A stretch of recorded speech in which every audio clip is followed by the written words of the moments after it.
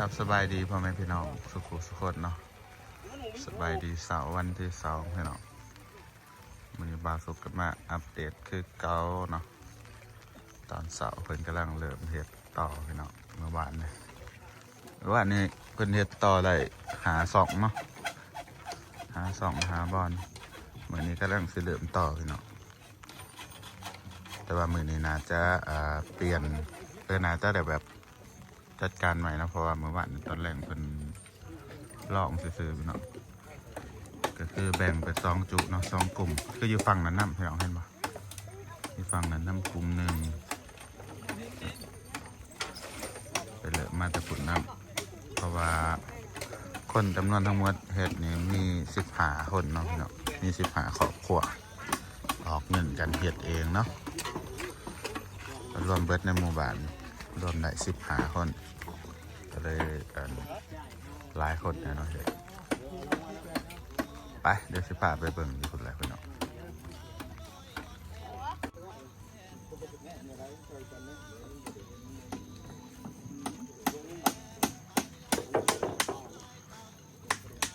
แก้เขาขันแนมเบิ่งมันวันนี้กวางวันไหนแก้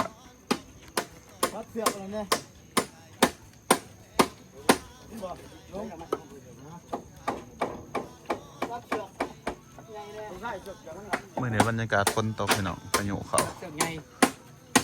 ตั้งแต่วันที่3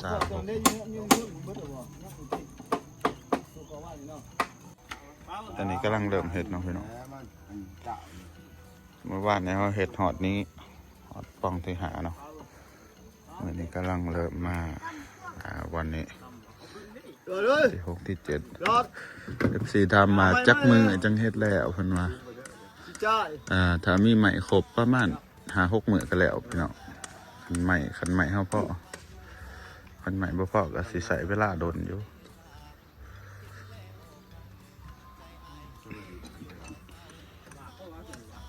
วางก็ได้วางมันสิอยู่เลยขนาดว่าท่านได้เลิกเนาะยังหยาตอนนี้ก็ติดจ่ายพี่น้องจ่ายไปว่ายึดทั้ง2ฝั่งแล้วเนาะให้มันบอกเอ็นสายเอ็นขวาสินะเกิดมาจ่ายภาษาถิ่นถิ่นเนาะภาษาท้องถิ่นเขาเกิดมาจ่ายน้ำเริ่มเลิกลงเลยพี่น้องอันนี้ยังเป็นตะฟังเลยวันมันเลิกกับจีสุดกับซีอยู่ท่านี่แหละถ้าเลยไปอีกน้อยหนึ่งเนาะแล้วมันก็จะเลิกแบบเลิกแห้งนะประมาณ15-16 เมตรแล้วก็ค่อยตื่นขึ้นเพราะว่าธรรมดาของแม่น้ำมันจะมีจุดเลิกที่สุดพี่น้อง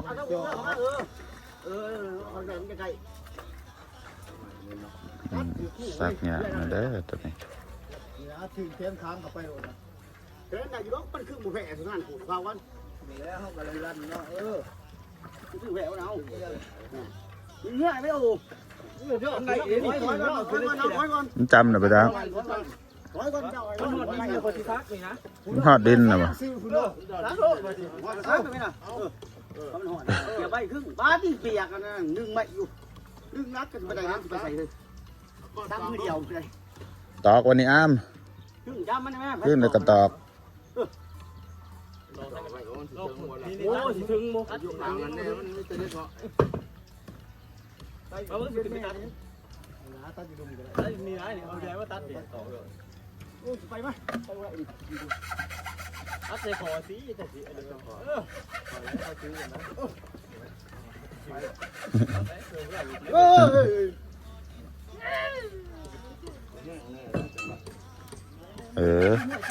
ก่อนมุกแง่นั่นวันนี้บรรยากาศฝนตกตลอดเนาะเกิดหนาแต่บ่เห็นแดดหรอกพายุมันเขาเนาะพายุปลายฝนเลยแหละฝนเริ่มแล้วแหละลูกเดี๋ยวต้องซื้อลูกฝนไหลไปรักนะ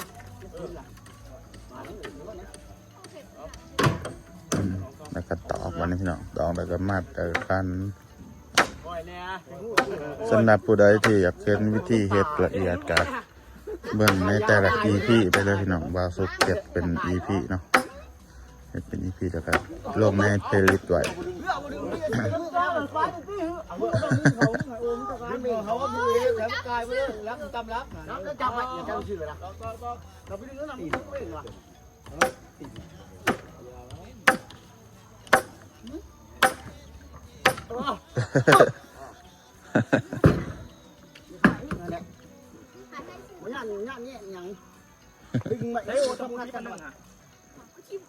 ทางไหนก็แรงซักลักพี่น้องฟังนะกำลังซักลักลง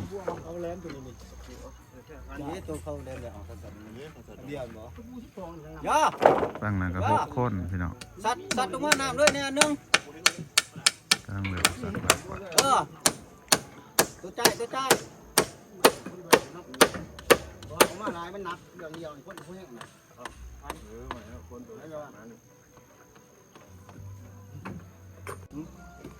โอ้ยเขาเปิดเพลงติดกระสิบบุตรเขาสวยบอกเลยซะพี่น้องเขาใส่เหือเนาะในการเห็ดถ้ามีเหือรายรับแห่งดีเหือรับใหญ่แห่งดีเนาะเพราะว่าอันเอาเห็ดอยู่ในหนักนะพี่น้องต้องใส่เหือในการซักใหม่ในการอันค่อยขึ้นทั้งขังบนอีกขั้นตอนหนึ่งแต่ว่าขั้นตอนซักนี่ตอนซักลักตอนจ่ายนี่มันต้องใส่เหืออย่างเดียวเนาะเดี๋ยวใส่เหือคือที่เขาเห็นอยู่แล้วเนาะพี่น้องซักลักจ่ายเหยียบลงอามเดี๋ยวเติมดินนะพี่น้องในบ้านนี้มันก็จะบนเลิกเป็นไรไหวเลยสัตว์จรวดหมดพิเศษแล้วนี่บรรยากาศดีโอ้เสร็จยังสิมีแนวบ่าวเนาะเพลงเขาเปิดเห็นบ่จ้ะขอนน้ำโม่เขาก็มีอันเดียวเนาะเปลี่ยนกันแล้วไปลมะอยู่เป็นตัวอย่างตกหนังเขาว่าหาใหม่เดี๋ยวมาผูกเสื้อไว้กันมันตกผูกเสื้อไว้ผูกใส่แขนมันกันกันนั่นน่ะตกเด้แต่ไม่ได้มันตกมึงกับจมแล้วมันเลยมันมีขอนอันเดียวขอน2 อันแต่ว่าแบ่งไปหันอัน 1พี่น้องไปซื้อใหม่มันกาแพงเนาะขอนนั่นนี่เท่ากันเฮ็ดซ้ำนี่แหละก็เฮ็ดไปพี่น้องประหยัดงบให้มันได้น้อยที่สุดคือการจ่ายนี่จะบาไปเลยพี่น้องเว้นไปที่ละ1 2เนาะคือบาบอลคือจ่ายบอลนี่แล้วก็บาบอลหันไปจ่ายตรงพุ่นแล้วก็ขยับไปเลยเนาะแล้วก็ไปจ่ายติดกันบอลใดที่มันเลิกบอลใดที่มันบ่แน่นเนาะเขาจังจ่ายเพราะว่าคันเขาจ่ายทุกป้องนะแม่นอยู่พี่น้องว่ามันแน่นแต่ว่ามันเปลืองไม้ไฟเขาเนาะพี่น้องเขาซื้อมันแพงนะไม้ไฟลำ 1 20,000 กีบพี่น้องลำน้อยๆเนี่ยไม้ไฟลำ 20,000 กีบเป็นเงินบาทจักบาทเนาะประมาณ30 กว่าบาทประมาณ30 กว่าบาทไปพี่น้องเป็นเงินบาทเดียวนะลำ 1คิดเบิ่งเขาใส่ได้เขาใส่เป็นเท่าไร100 ลำเนาะพี่น้องลงคลิปไปเมื่อวานนี้ FC ว่าไม้ไผ่ลำน้อยให้ลำหน่อยเพิ่นว่ามันจะเป็นตะอยู่ว่าเพิ่นว่าคือไม้ไผ่กับประมาณสำนี้เลยลำหน่อยลำใหญ่ประมาณสำแขนเนาะถามว่าอยู่บ่มันต้องใส่หลายอันนะพี่น้องมันก็อยู่มันก็อาจสิบ่ได้แนนนาถึงขันแบบว่าถึงใหม่ใหญ่นะแต่มันก็ใส่ได้พี่น้องเพราะว่ามันหับน้ำหนักตั้งแต่คนเนาะเอาเที่ยวใส่แต่คนกับรถจักรเด้อพี่น้องเที่ยวครัวรับนี่พอเพลงสิติหรือกับสิตัวนี้ใส่แต่คนกับรถจักรรถมอเตอร์ไซค์น้ำหนักกับขันร่วมกันกับประมาณน้ำหนัก200-300ได้อยู่พี่น้องซาเล้งแต่ว่าขันเกินน้ำหนักมันกับบ่ได้เนาะคือบางปีนะเขาขามควายขามหัวนะขามบ่ได้เด้อพี่น้องเพ่หย่อนควายหย่อนงัวบางปีนะเขาจะขามกลัวหักเลยในภายเขาลำหน่อยก็จริงแต่ว่าเขาจำกัดน้ำหนักเอาเด้อพี่น้อง พี่น้องเราก็สิมัดจะใช่เนาะมัดทุกบอล เขาจะบุกเกาะไล่ออกมา ก็คือการเฮ็ดกัวต้องใส่แต่เสือกอย่างเดียวเลยพี่น้องเขาใส่เล็กใส่เล็กลวดบ่ได้เนาะแบบว่าใส่สลิงใส่อย่างนะเป็นเล็กที่มามัดนะเพราะว่าเล็กคันมันถือกับหน้ามันสิเข้าเมียงพี่น้องมันเข้าเมียงแล้วก็เฮ็ดให้มันเพไว้เนาะมันบ่คือเสือกอันนี้เสือกมันเหมาะกับสถานการณ์นี่พี่น้องเลย มาตัวเอาแบบฮะแต่ทางมันเล ใส่กระบะ แล้วก็ สภาพนี้จะเฮ็ดทุกปีนะพี่น้องเฮ็ดทุกปีมากทุกปี เที่ยวได้แต่หนาแรงเนาะหนาฝนกะอันหนาฝนกับมากออกมากเก็บใหม่ไว้เพราะว่ายามฝนเนาะผู้ใดกันอยากเห็นย้อนไปเบิ่งคลิปเฮาได้เนาะว่าน้ำมันถอนแล้วก็น้ำมันไหลแห้งย้อนไปเบิ่งได้พี่น้องเอ้ยไกล ยึดไปลูก อยู่ตัว คนที่ดึงเองเหรอ เอาไปเอาออกที่เดี๋ยวมา เดี๋ยวก็เห็นหายึด ชื่อเราพยาบาลนะสุดแล้วเอาเลยต่ออยู่ในใจเงินโล ชื่ออะไร ๆอันตัวนี้ก่อนยึดตัวนี้ก่อนใกล้สิติดลิขสิทธิ์บ่ต้องเขาเปิดเพลง ผู้แบบว้าตัวผู้แบบนี่เก็บเลย แต่ปวดพันไปด้วย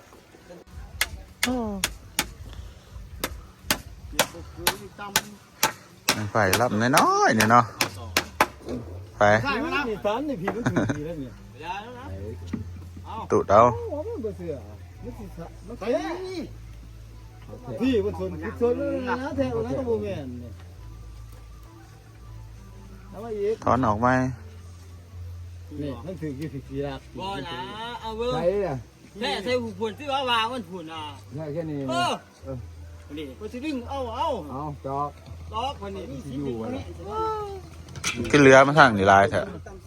พูดต้อง บอกคือกันเพราะว่าต้องมันเป็นเบิ่งไม้กันคนส่วนมันก็พี่คือส่วนคน แม่ไม้จะเบิ่งเดี่ยวหนุนหนา เขาอยู่ไหน โอ้ยต่อเอาตัวเป็นรักมันแล้วเอาไว้ซุกตัวนี้เป็นตัวแท้ เขาอยู่ไหน ไม่เป็นผิวอันนี้ตอกต้องเบิ่งไม้นะเอากันดู ฝนตกบาดนี่พี่น้องเชียงฝนเลยเนาะ ขาออกนั่นเหมือนกัน โอ้ยตกแห้งนี่น้ำมาเสยได้เนาะมันตกแห้งเนาะ มาม่าใหม่ไปเป็นกองกลาง แล้วพี่น้องคอยเฮ็ดไปที่ละน้อยเนาะที่ละปองที่ละปองก็ประมาณนี้การเฮ็ดครัวเขาก็เฮ็ดสภาพผู้ใดหูละเอียดวิธีซักวิธีจ่ายเมืองบ้านเนี่ยใครคลิปปักยาวๆมันเนาะพี่น้องเบิ่งได้เด้อ EP ที่2พี่น้องเลือกเบิ่งเลยหรอกเดี๋ยวมันก็ยังสิมีหลายขั้นตอนอยู่เนาะพี่น้องคือใบบอลเลิกๆเราต้องใส่ตัวอันน่วงแห้งดึงแห้งมันเนาะเพราะว่าเวลาเราซักใหม่มันจะบ่ลงพี่น้องเพราะว่าน้ำมันเลิกในไม้ไผ่ฮะมันเป็นปล่องนะพี่น้องมันเป็นอากาศอยู่ข้างในมันเฮ็ดให้มันฟูเนาะมันจะใส่กระสอบมัดดินใส่เนาะให้มันเป็นตัวช่วงน้ำหนักนะเพื่อในการซักเดี๋ยวทาเบิ่งตอนนั้นไปไกลๆกว่านี้เนาะตอนวันนักเลิกเปื่อยโอ้ยฝนตกเลยลบกันเด้อก่อนเอาพี่น้องถ่ายอัปเดตไปอันนี้เป็นเสาที่ว่าเสาใหญ่เนาะมีเสาหน่อยเสาใหญ่สลับกันนะนี่ตัวนี้ที่หน่อยนึงนี่นะเสาตัวนี้ใกล้อยู่มันไก่ฝั่งเนาะ ว้า มันสบอลนี่เป็นไร อันนั้นยืนหักว้าคนยืนหัก นั่นบ่ ต้องสัก มันนะเขาบอกเช้าหน่อยเช้าใหญ่ เขาบอกว่าบางงามเอาบางห้อยนี่ห้อยต้องก็กัดนะว้า ตัวน้ำมันของกูเขาหมักตายมันเสียหายกูไม่เหยียบที่อ่ามตัดแต่กระตอกมันพี่น้องตอกลงมันสูงเนาะ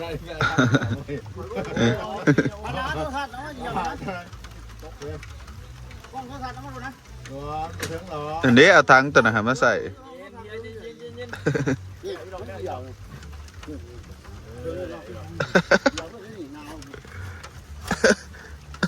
คอยเห็นว่าสิหนาวไม่ได้หนาวนะนี่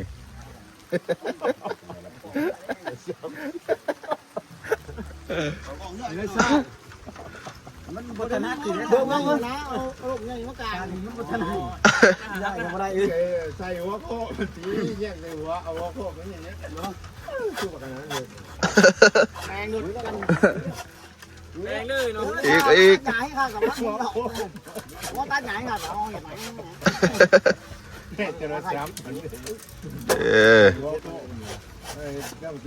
มันก็จะยากนะเนาะพี่น้องเพราะว่ามันสูงตัดยากเนี่ยตอกวันนี้เอาพี่น้องบอกว่าผูกเสือกผูกใส่ๆเนาะผูกก่อนนี่ผูกมันก็ยากใหญ่ไปใหญ่มาอีกพี่น้องเพราะว่าเขาเปลี่ยนกันเลยแต่ว่าระวังเอาเนาะระวังแบบระวังดีๆเราให้มันพลาด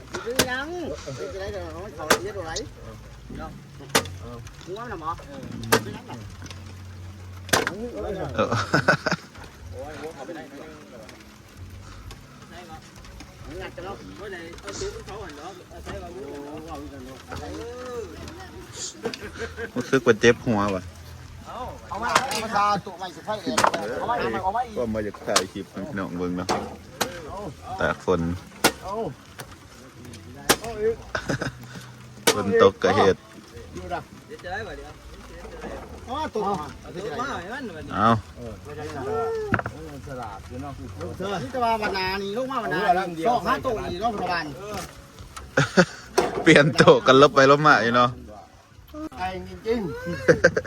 เราพ่อเล็กตู้ยังไม่พอตอนค่ำเดินใหม่นี่ ทางการพูดมันสินะ เอาเข้าไป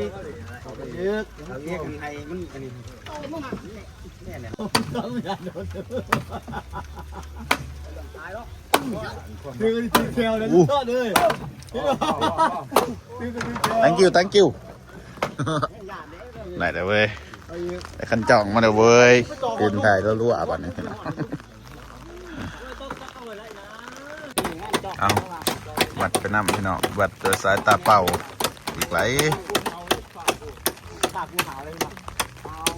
สูงโพได้ตอนน่ะเบื้องนะฮะสูงโพเบื้องมันต้องมาวัดแต่ละให้มันเปลี่ยนกันลายที่สุดน้องพี่น้องเพราะว่าให้มันเปลี่ยนกันแหละฝนกระตกอันนี้บากอันนี้เพื่อใส่ไม้อันนี้ได้พี่น้องนี่ไม้อันนี้ ใช่พุทธ เพื่อใส่ไม้เนี่ยถ้าเขาบางมันจะบ่อยู่เนาะ ถ้าโมเวบริกร อันนั้นจะซื้อมันจีแบบ นั่นเนาะ อันนี้ลง มันเป็นยังไงอย่างห่วงลูกลูกไปว่าน่ะเป็นของเราแล้วตัวนี้ไหนยังเหนือบ ากครึ่งหนึ่งเลย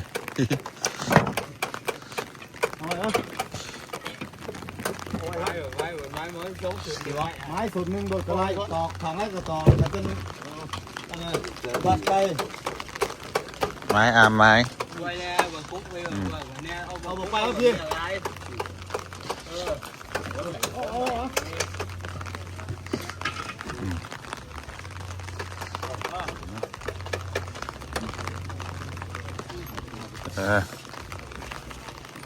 บากใส่แล้วก็ตอกตะปูแล้วก็มัดอีกที่หนึ่งพี่น้อง เอาเดียมเบิ่งที่เขามามันโค้งตัวนี้มันชู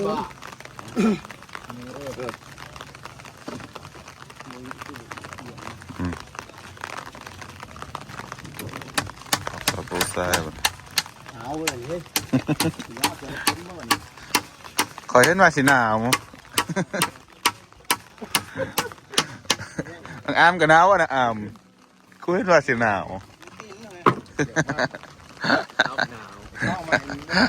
ลมหนาวเนาะฝนปล่อยๆลงมาเลยว้ายเย็นเป็นเย็นแต่เด้อพี่น้องเอ้ย ก่อนแล้วนึงเลยเฮือต้นถึงปีนข้าเอาแล้วเนี่ย ตัดใส่มัน เข้าเลยถังนึงแล้วเนี่ยเอาไปมันก็สบายเลย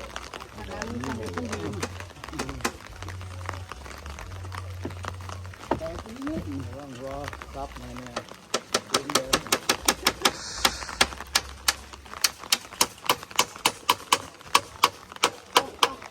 ย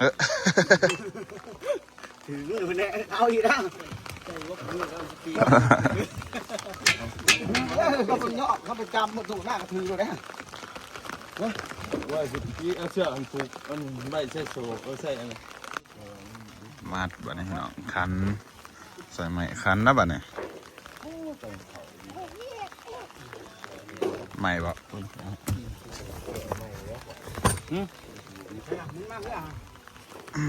ใส่ไม้คันเสือกไว้พี่น้องให้มันแน่นแล้วก็ปลูกไว้ เนี่ย ไม้คันเนาะ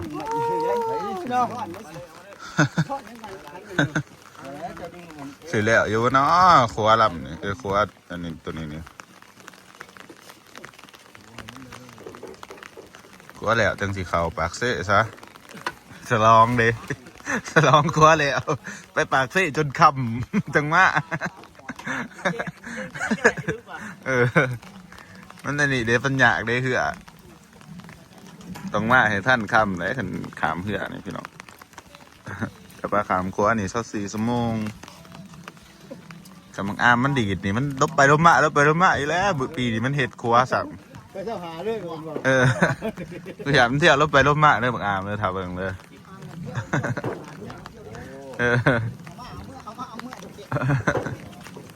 เที่ยวคืนจิบเกลือมือหนึ่งปั๊บ เที่ยวตุ๊กแก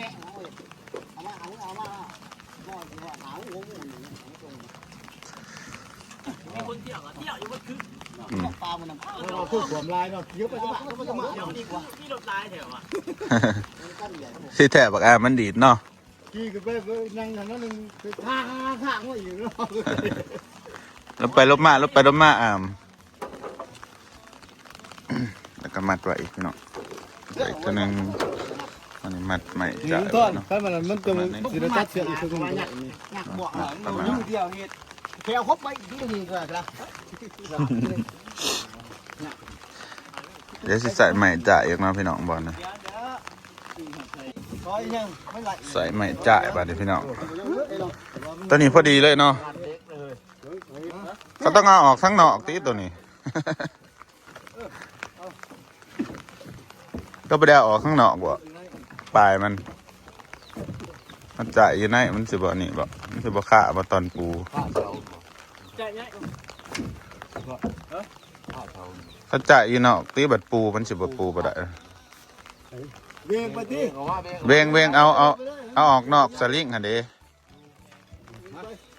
เออ เนาะคือเล็กกว่านี้ เนี่ยเล็กขึ้นเออ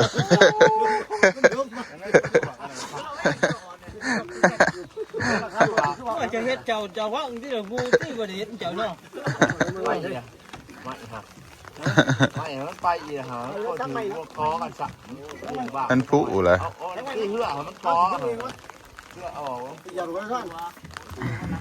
อย่าไปไหม เดี๋ยวไป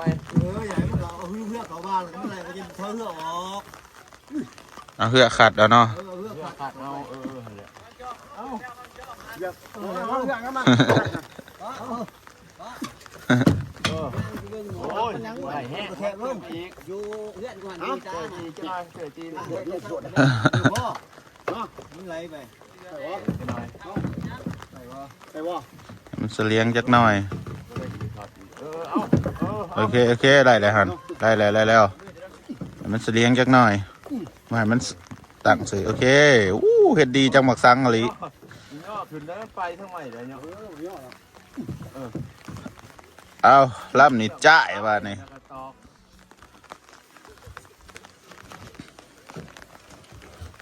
คนหยุดล่ะอามมาจักเพื่ออามไปนั่งเห็นนั่งอยู่หัน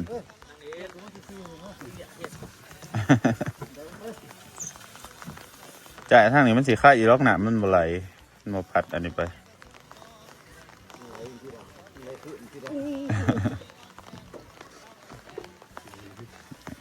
จ่ายทั้งสองฝั่งเนาะ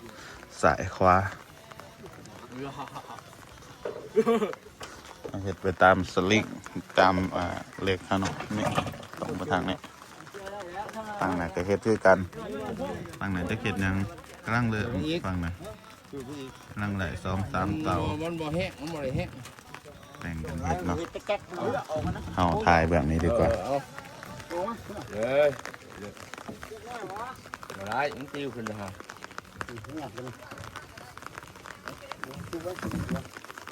ตายคนตายมันดีกว่าจังไปขอลงลงขึ้นบ่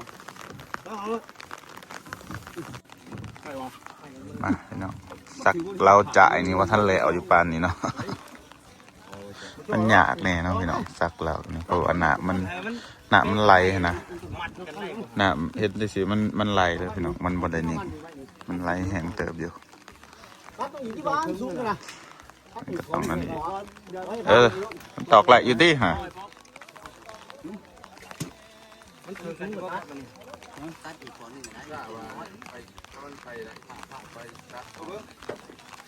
โอ้ยตกแล้วเปาะ ถือเอา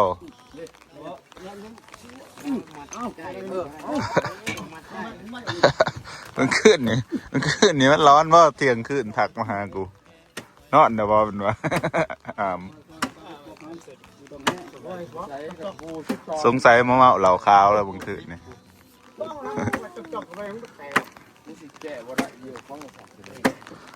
ถือดีเด้อไม่ขอดเด้อนอกกับหม่องเลยฮะเศร้าเลยไงมันจะกินเอาใช่แอนตาซินบ่จ่ายเลยใจอยู่คุมเลิกมึงเรื่อง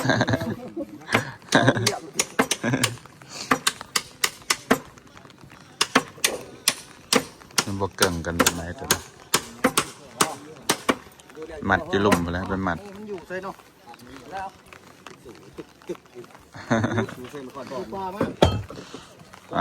ตอกตะปูแล้วก็มัดอีกวันนี้พี่น้อง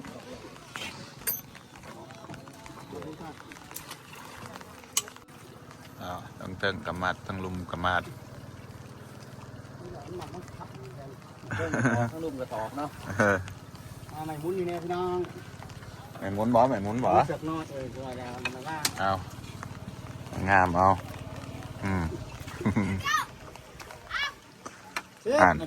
เล่ารักมาให้ซักเลยพี่น้อง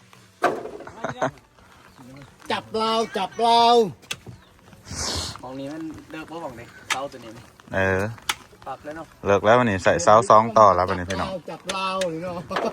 เดี๋ยวจะพามาเบิ่งตัวเสาที่เขาต่อไว้นะมันจะนำมาใส่ในสถานการณ์ที่มันเลิกลงว่าจะเย็นที่หมอนี่เย็นอยู่ตอนนี้เบาหอยแล้วบ้างเด้อคือเราทำฮะกับเราร้อนนี่กวนเมาเหล่าขาวคือดิฮะเพื่อนบอกดึงใหม่ใส่ เป็นเบิร์ดจักบอกมือขึ้นดิกูว่าแล้วเมาเหล่าขาวกันดิ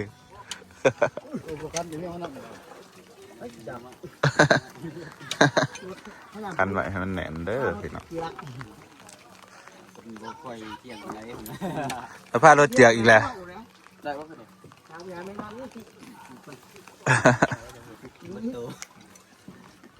ไปครับย้อนคือดู